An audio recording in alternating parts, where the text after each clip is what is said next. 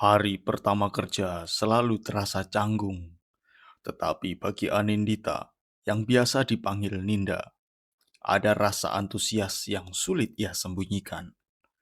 Penitipan anak di lantai 3 rumah sakit adalah tempat kerja yang menyenangkan baginya.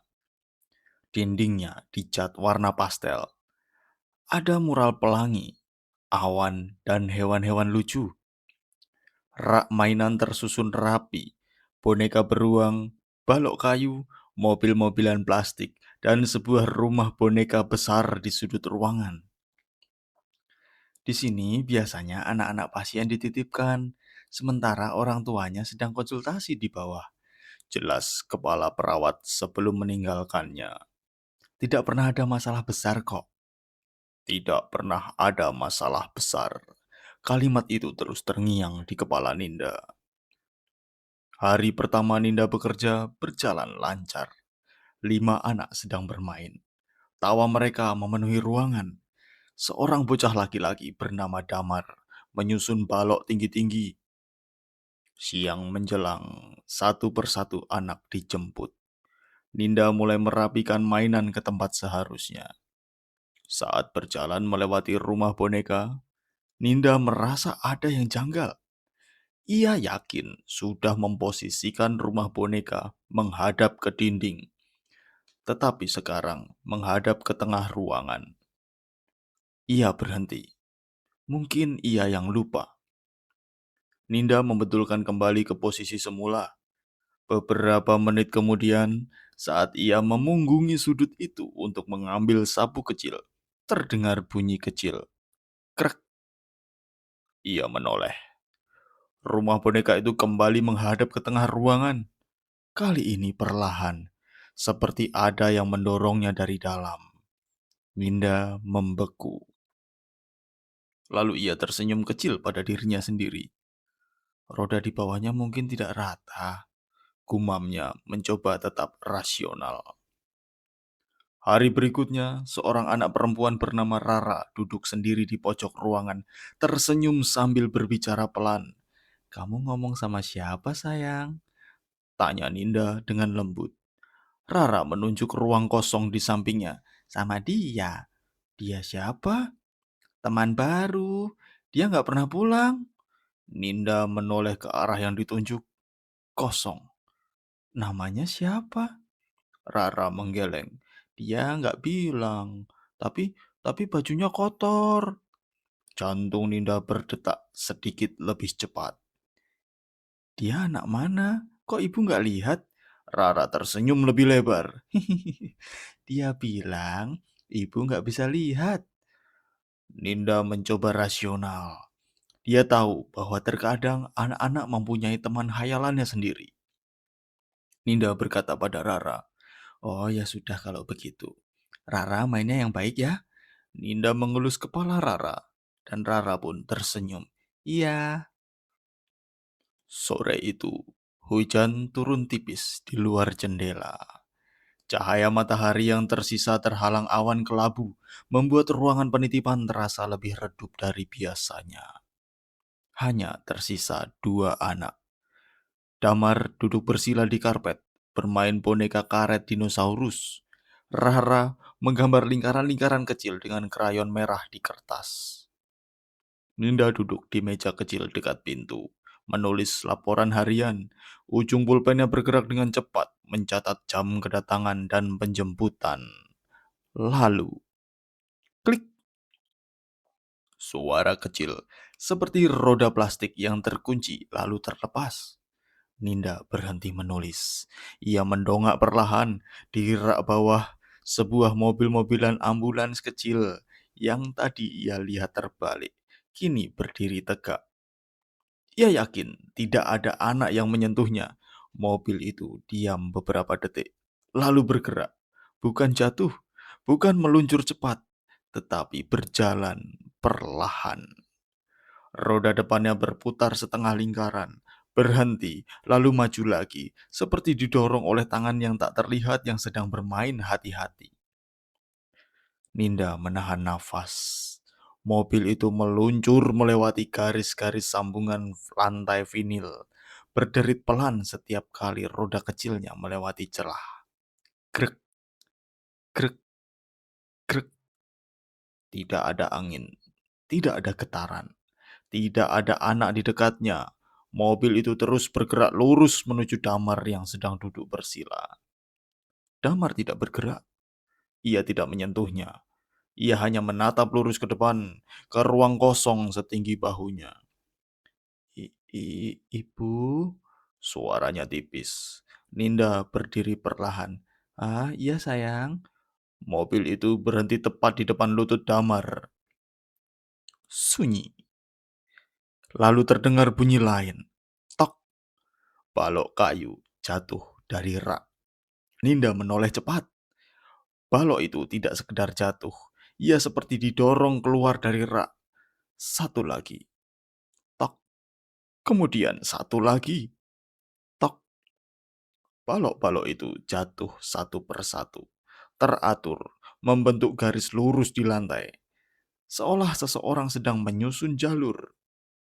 Rara berhenti menggambar. Tangannya gemetar kecil. Ibu, bisiknya. Ninda berjalan pelan mendekati mereka. Setiap langkah terasa berat. Di sudut ruangan, rumah boneka berderit. Pintunya terbuka sedikit. Pelan, sangat pelan. Padahal tidak ada siapapun yang menyentuhnya. Ninda kini berdiri hanya beberapa langkah dari Damar. Siapa yang kamu lihat, Damar? Tanyanya lembut, berusaha menjaga suara tetap stabil. Damar tidak mengalihkan pandangan. Dia lagi jongkok, jawabnya pelan. Dia bilang mobilnya buat aku. Ninda merasakan hawa dingin menyentuh sisi kanan wajahnya. Seperti seseorang berdiri sangat dekat, terlalu dekat. Tiba-tiba, mobil ambulans itu bergerak lagi. Kali ini lebih cepat. Ia menabrak lutut Damar cukup keras hingga anak itu tersentak.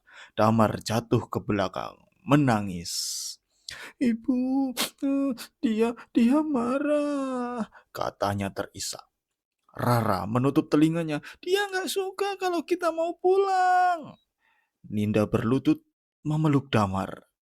Saat ia mengangkat wajahnya, tepat di atas rak mainan, salah satu boneka beruang yang tadi duduk bersandar, kini berdiri tegak. Kepalanya miring, menghadap lurus ke arah Ninda. Dan untuk sesaat, hanya sesaat, Ninda yakin ia mendengar suara nafas kecil. Bukan dari anak-anak, dari belakangnya. Ninda menoleh cepat ke belakang dan kosong. Hanya rak penuh mainan dan dinding bergambar pelangi yang kini tampak pucat dalam cahaya sore. Ia menarik nafas dalam-dalam.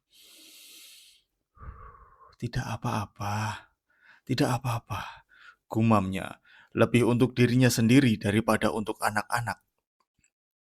Ia memeriksa lutut Damar.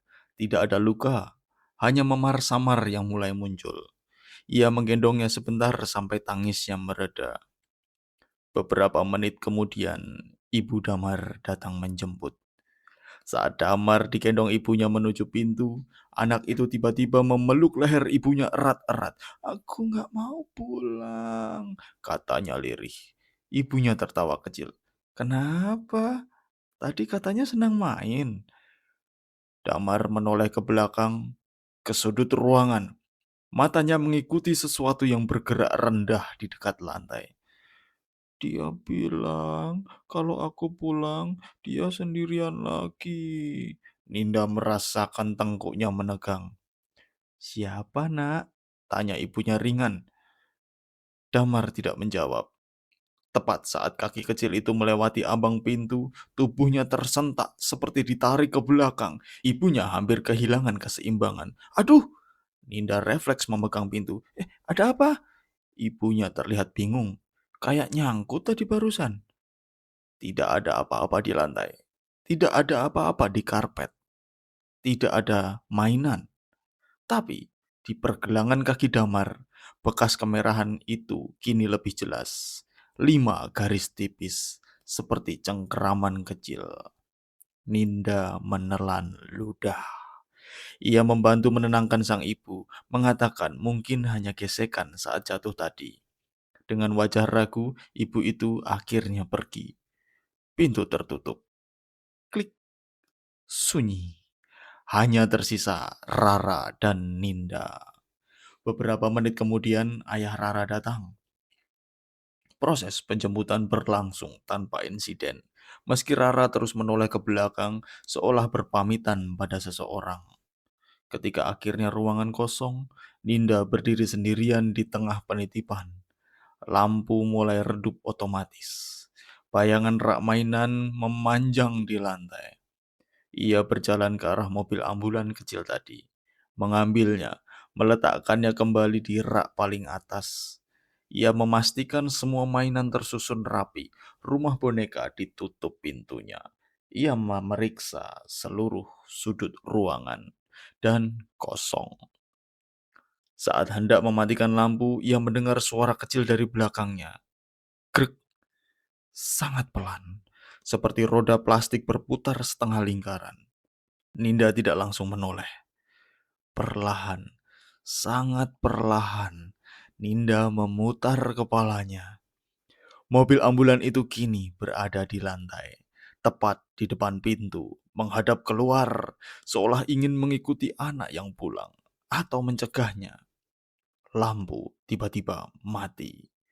Ruangan gelap, dan dalam kegelapan itu terdengar suara bisikan sangat pelan. Jangan pulang. Ninda berdiri kaku beberapa detik sebelum akhirnya meraih saklar dan menyalakan lampu kembali. Ruangan kembali normal. Mainan diam. Mobil ambulans kembali di rak, seolah tidak pernah bergerak. Namun saat ia mengunci pintu dan melangkah pergi, dari balik kaca jendela kecil di pintu penitipan, bayangan kecil tampak berdiri di dalam ruangan. Tidak bergerak, menatap ke arah lorong, menunggu. Sejak kejadian dengan Damar, Ninda tidak lagi bisa menganggap semua itu kebetulan. Hari-hari berikutnya terasa berbeda. Ruangan penitipan masih penuh warna, masih terdengar tawa anak-anak, tetapi ada sesuatu yang berubah. Udara terasa lebih berat, lebih dingin, seolah ada yang mengamati dari sudut yang tak terlihat. Anak-anak mulai menyatakan hal yang sama. Dia ngajak main terus. Dia nggak suka kalau kita istirahat. Dia bilang, jangan bilang ke Kak Ninda. Setiap anak yang menyebut dia menunjukkan gejala serupa. Anak itu mudah lelah, tatapan kosong beberapa detik, dan memar kecil di lengan atau pergelangan kaki. Suatu siang, seorang anak laki-laki baru, Arka, duduk mematung di sudut ruangan. Mainan di sekelilingnya tersusun melingkar. Bukan berantakan, melingkar. Seperti arena kecil. Ninda berlutut di depannya. Arka, kamu bikin ini? Arka menggeleng pelan. Dia yang bikin. Hah? Kenapa? Biar aku nggak bisa keluar. Jantung Ninda berdegup keras. Sore itu, terjadi sesuatu yang tidak bisa lagi dijelaskan secara rasional. Arka hendak dijemput ayahnya. Ia berjalan menuju pintu dan tiba-tiba tubuh kecil itu terangkat sedikit dari lantai. Tidak tinggi, hanya beberapa sentimeter. Tetapi cukup untuk membuat Ninda melihat kedua kakinya tidak menyentuh ubin. Arka menjerit. Tubuhnya terseret mundur sekitar 1 meter sebelum terjatuh keras. Ayahnya berteriak panik. Siapa yang dorong? Tidak ada siapapun di belakangnya. Namun di punggung Arka muncul bekas goresan panjang. Seperti kuku kecil yang menggaruk dengan marah.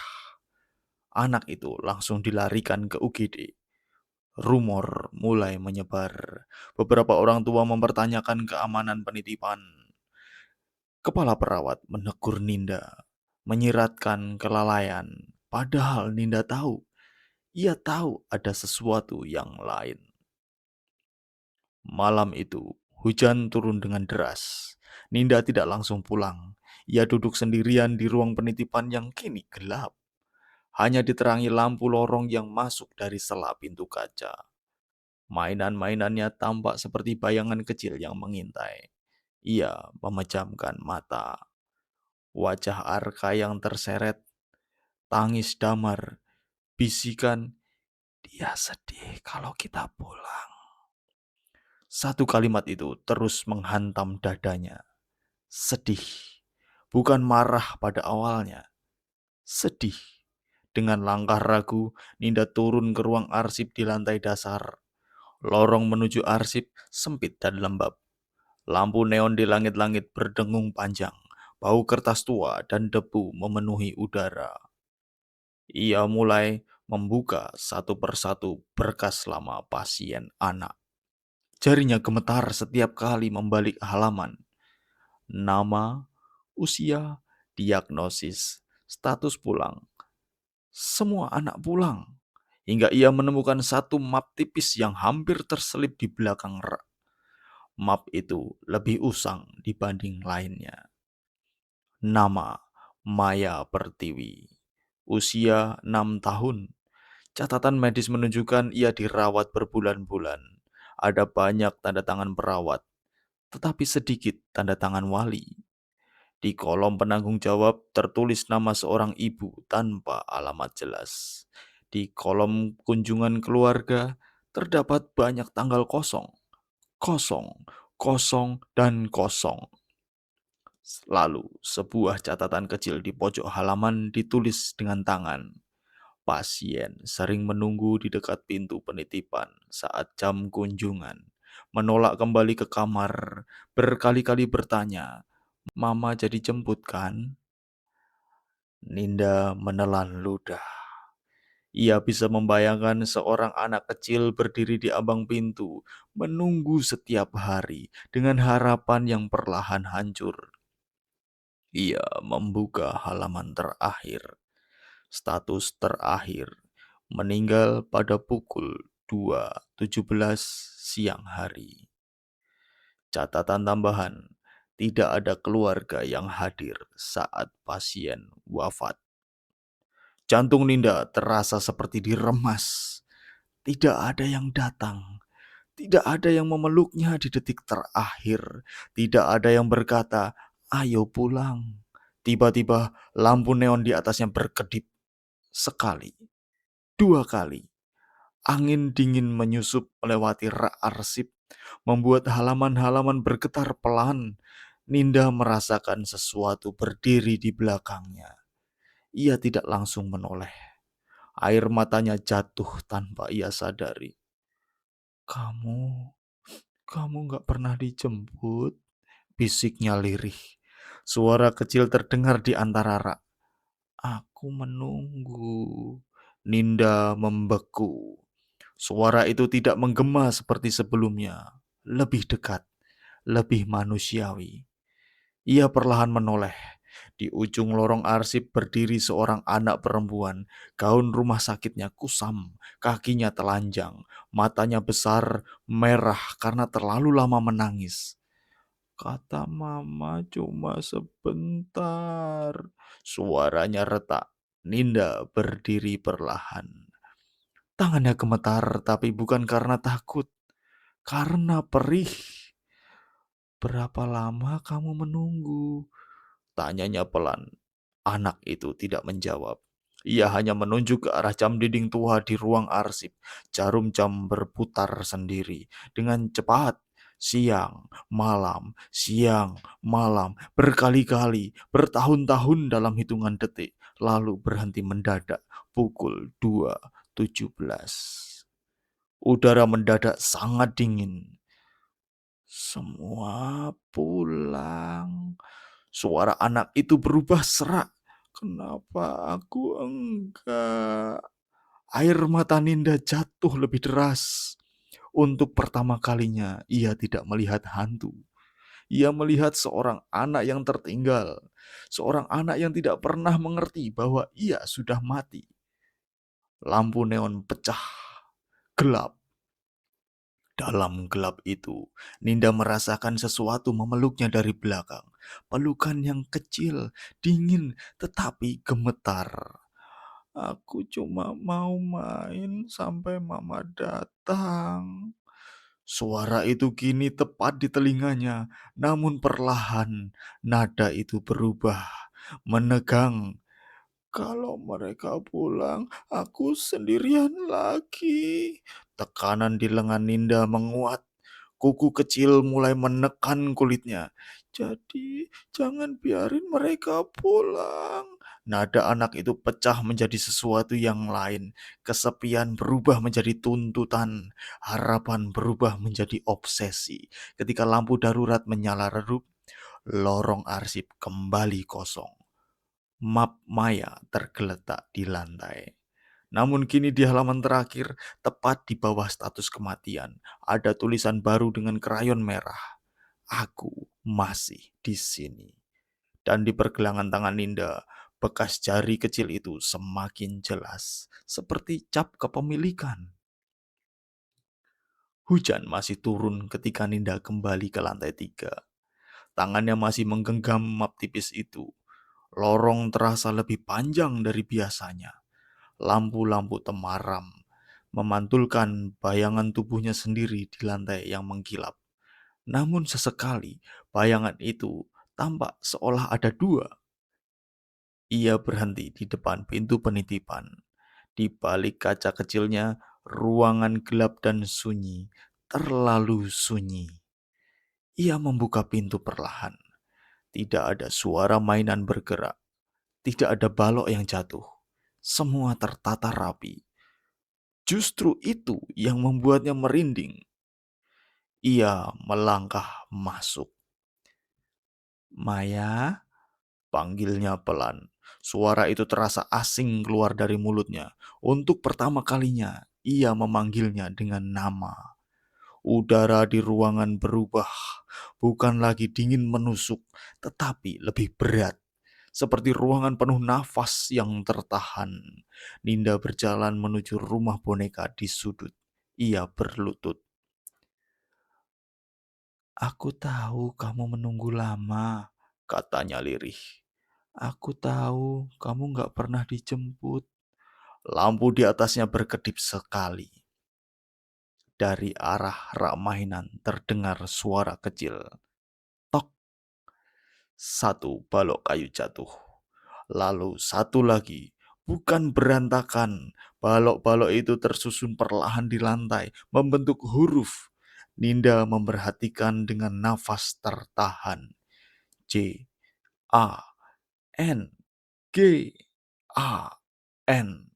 Balok terakhir jatuh. P, U, L, A, N, G. Jangan pulang. Air mata kembali menggenang di mata Ninda. "A- Aku gak akan pergi sekarang," bisiknya. Tiba-tiba suhu ruangan turun drastis. Rumah boneka di depannya terbuka sendiri. Di dalamnya, satu boneka kecil berpakaian rumah sakit terbaring di ranjang mini. Boneka itu perlahan duduk. Kepalanya menoleh ke arah Ninda. Di belakangnya, bayangan kecil muncul di dinding. Bukan sekedar siluet, kini lebih jelas. Seorang anak perempuan berdiri beberapa langkah dari Ninda. Kakinya tidak menyentuh lantai. Rambutnya menutupi sebagian wajah. Kamu tahu rasanya ditinggal? Suaranya pelan. Ninda menoleh perlahan. Matanya tidak lagi kosong, kini basah. Aku tunggu sampai malam, sampai lampu mati, sampai semua pulang. Suara itu mulai bergetar. Aku takut sendiri. Ninda berdiri perlahan, meski kakinya terasa lemas. Aku di sini, katanya lembut. Maya mendekat satu langkah. Udara semakin berat. Apa kamu juga akan pulang? Tanyanya. Pertanyaan itu bukan ancaman. Belum, itu ketakutan. Namun tepat saat Ninda hendak menjawab, pintu penitipan berbunyi pelan. terkunci sendiri. Lampu padam, gelap total. Dan dalam kegelapan itu, suara Maya berubah lebih dalam, lebih dingin. Kalau kamu pulang, aku sendiri lagi. Tangan kecil mencengkeram pergelangan tangan Ninda. Kali ini bukan gemetar, kuat, posesif. Jadi, kamu juga jangan pulang. Tekanannya semakin menyakitkan.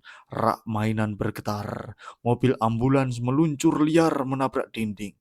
Balok-balok berterbangan jatuh mengelilingi mereka. Emosi di ruangan berubah drastis. Dari kesedihan menjadi amarah. Ninda terengah. Maya, aku aku nggak bisa tinggal selamanya, katanya dengan suara gemetar tapi tegas. Untuk sesaat, semuanya berhenti. Sunyi. Lalu terdengar bisikan tepat di depan wajahnya. Kalau begitu, aku bikin kamu nggak bisa pergi. Lampu menyala kembali dengan keras. Ruangan itu kembali normal. Pintu tidak terkunci. Mainan kembali rapi. Tidak ada siapapun. Namun di pergelangan tangan Ninda, kini jelas terlihat 5 bekas jari kecil membiru. Dan di kaca pintu tertulis dengan embun, temani aku. Ninda kini tahu, ini bukan sekedar arwah kesepian. Ini anak yang tidak pernah dijemput. Anak yang tidak pernah belajar menerima perpisahan. Dan sekarang ia mulai belajar menyakiti. Keesokan paginya, Ninda datang lebih awal dari biasanya. Bekas 5 jari di pergelangan tangannya masih membiru. Ia tidak lagi ragu. Ini bukan tentang keamanan prosedural. Ini tentang seorang anak yang belum pernah diajari bagaimana caranya pergi. Sepanjang hari, Ninda memperhatikan setiap anak yang datang. Ia menyadari sesuatu yang sebelumnya luput. Setiap kali seorang anak dijemput dan dipeluk orang tuanya, suhu ruangan turun sesaat. Setiap tawa perpisahan memicu getaran kecil pada rak mainan. Maya tidak marah pada anak-anak. Ia marah pada momen dijemput. Ia marah kepada pulang. Siang itu sebelum jam kunjungan selesai, Ninda membuat keputusan berbahaya. Ia meminta kepala perawat agar penitipan ditutup 1 jam lebih awal dengan alasan evaluasi keamanan. Semua anak dijemput lebih cepat. Ruangan menjadi kosong lebih cepat. Dan untuk pertama kalinya, tidak ada suara tangis perpisahan. Hanya sunyi. Ninda menutup pintu, mengunci dari dalam.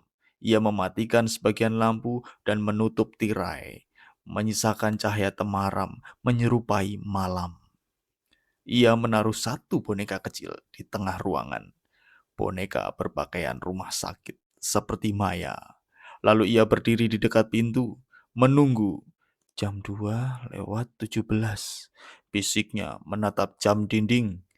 Jarum detik bergerak perlahan. Udara mulai mendingin.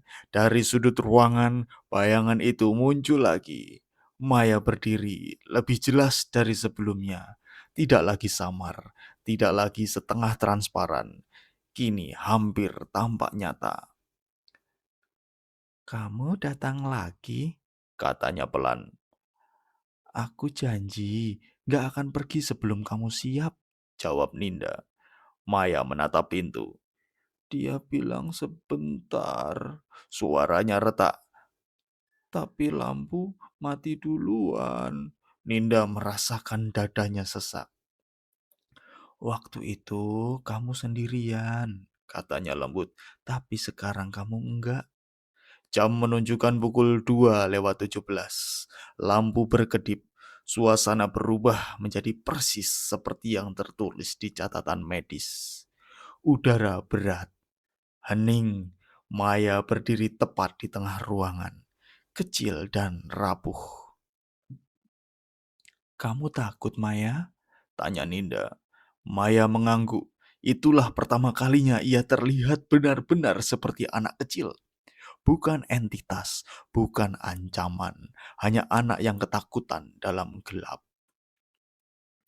Jam dinding menunjuk pukul 2:17. Jarum detik berhenti. Bukan melambat, berhenti. Udara di ruangan berubah. Bukan hanya dingin, melainkan terasa seperti ruang yang ditekan dari segala arah. Lalu suara muncul. Tawa anak-anak. Dekat, terlalu dekat. Ninda menoleh cepat ke arah pintu. Pintu tertutup rapat. Ia menoleh ke arah rak mainan. Anak-anak tampak berdiri di sana. Damar, Rara, Arka. Mereka tersenyum, namun mata mereka kosong. Kaki mereka tidak menyentuh lantai, dan tubuh mereka sedikit transparan. Ninda segera menyadari, ini tidak nyata. Ini bukan anak-anak sungguhan, ini adalah bayangan ingatan. Suara-suara mulai tumpang tindih. Papa datang, besok main lagi ya. Aku dijemput dulu ya. Suara itu menggema tanpa arah, seolah berasal dari dalam dinding, dari lantai, dari langit-langit. Ruangan penitipan berubah perlahan. Mural pelangi memudar menjadi warna abu-abu kusam. Lampu berganti menjadi cahaya redup seperti ruang rawat malam. Mainan-mainan berubah menjadi ranjang kecil berderet. Infus bayangan menggantung di udara. Ninda kini tidak lagi berdiri di penitipan. Ia berdiri di ruang perawatan anak. Replika memori terakhir Maya. Di sudut ruangan, Maya kecil duduk di ranjang besi. Versi dirinya yang lebih muda, lebih kurus, memeluk boneka kain. Pintu ruangan terbuka dan tertutup berulang-ulang tanpa ada siapapun yang masuk. Setiap kali pintu terbuka terdengar suara. Sebentar ya, lalu menutup. Gelap. Adegan itu berulang cepat, berulang, berulang, dan berulang. Seperti pita rusak yang diputar dengan paksa. Ninda kini memahami. Ia tidak sedang melihat dunia nyata. Ia sedang berada di dalam memori yang sedang terjebak. Di tengah ruangan, Maya versi sekarang berdiri. Lebih tinggi, lebih pucat, matanya menghitam perlahan. Semua pulang, katanya. Suaranya menggema dari berbagai arah sekaligus. Tapi aku tetap di sini. Tiba-tiba, bayangan anak-anak yang tadi muncul mulai berjalan menuju pintu. Satu persatu mereka menghilang saat melewati ambang pintu. Setiap bayangan yang menghilang membuat suara detak jantung terdengar keras. Dum, dum, dum. Hingga akhirnya hanya tersisa Maya kecil di ranjang. Lampu memadam satu persatu. Suara monitor jantung terdengar panjang, datar. Bip. Maya kecil menoleh ke arah Ninda.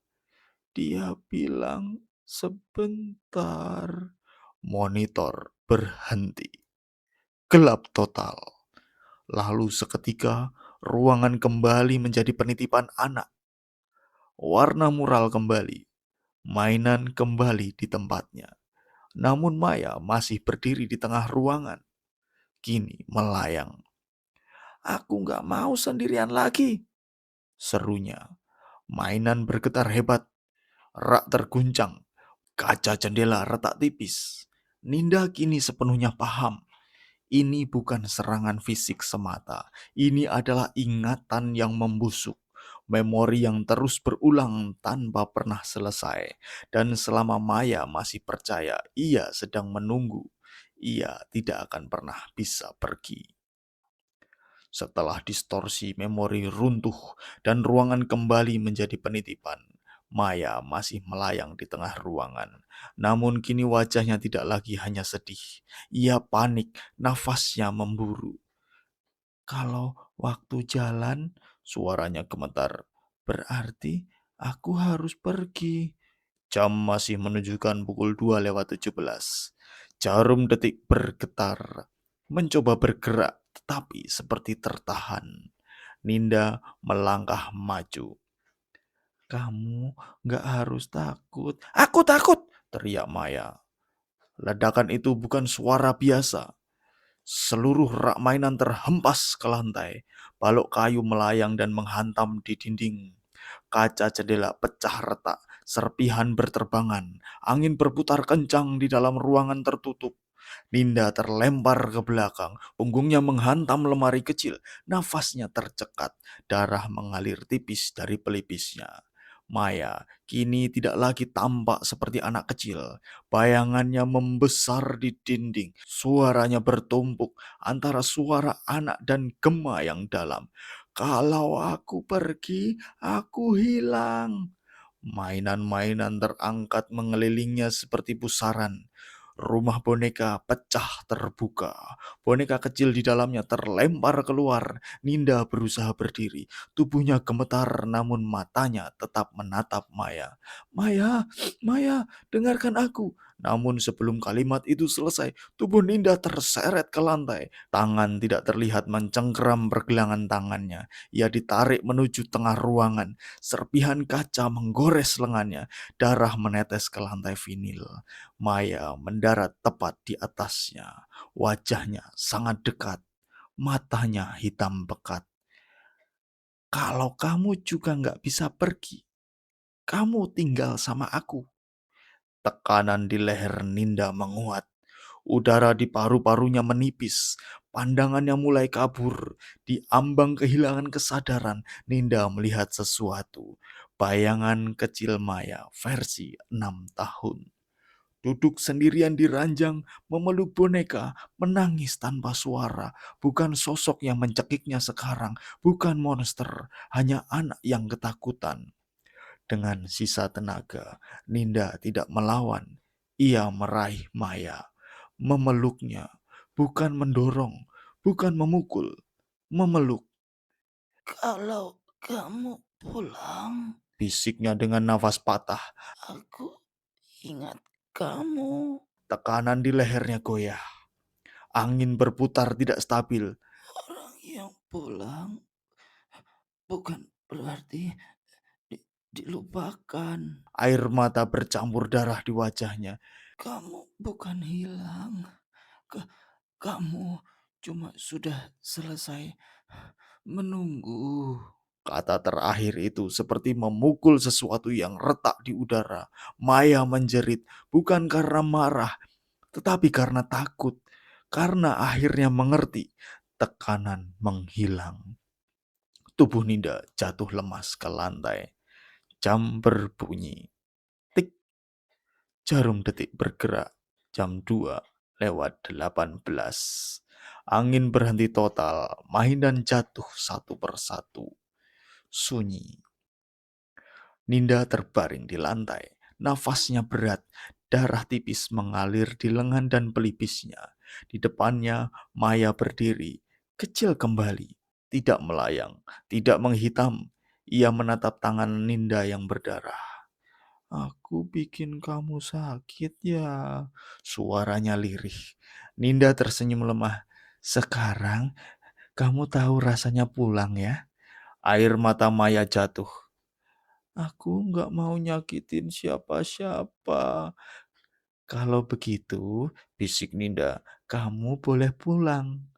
Maya melayang beberapa sentimeter dari lantai.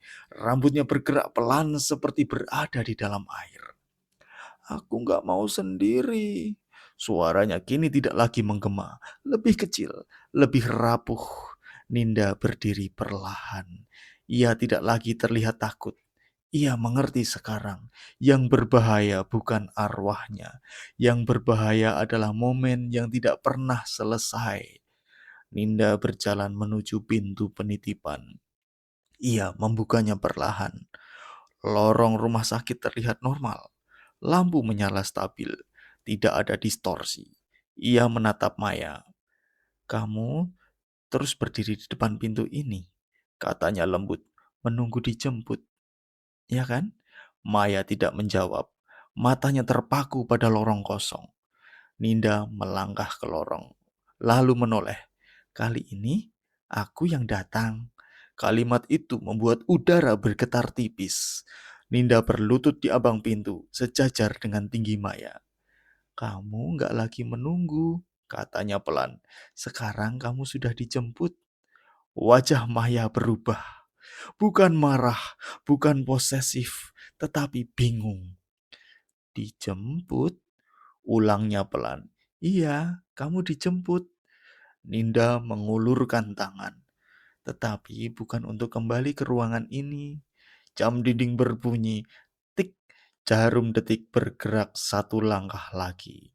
Suara kecil itu namun terasa seperti gemuruh besar di dalam ruangan. Maya menoleh ke arah jam. Untuk pertama kalinya, waktu bergerak. Udara yang selama ini membeku mulai terasa hangat. "Kalau aku pergi," suara Maya bergetar, "aku nggak sendirian." Maya tersenyum dengan air mata di pipinya. "Kamu, kamu nggak pernah sendirian." Hening yang panjang. Lalu Maya melangkah turun dari udara, kakinya menyentuh lantai. Untuk pertama kalinya, ia berjalan mendekati pintu. Setiap langkahnya membuat lampu di ruangan menyala lebih terang. Mainan tidak lagi bergetar. Rumah boneka tertutup dengan pelan, dengan sendirinya. Bukan keras, bukan marah, tenang. Maya berdiri tepat di depan Ninda. Wajahnya tidak lagi pucat kebiruan, tetapi lebih hangat, lebih nyata. "Aku capek menunggu," bisiknya. "Aku tahu." Maya meraih tangan Ninda. Sentuhannya dingin, tetapi tidak menyakitkan. "Sekarang kamu nggak perlu lagi menunggu," kata Ninda. Lorong di belakang Ninda perlahan berubah. Bukan menjadi cahaya putih dramatis, tidak berlebihan, hanya menjadi terang seperti pagi hari. Maya menoleh sekali ke dalam ruangan penitipan. Tidak ada lagi tulisan di lantai, tidak ada balok membentuk ancaman, hanya ruangan kosong yang damai.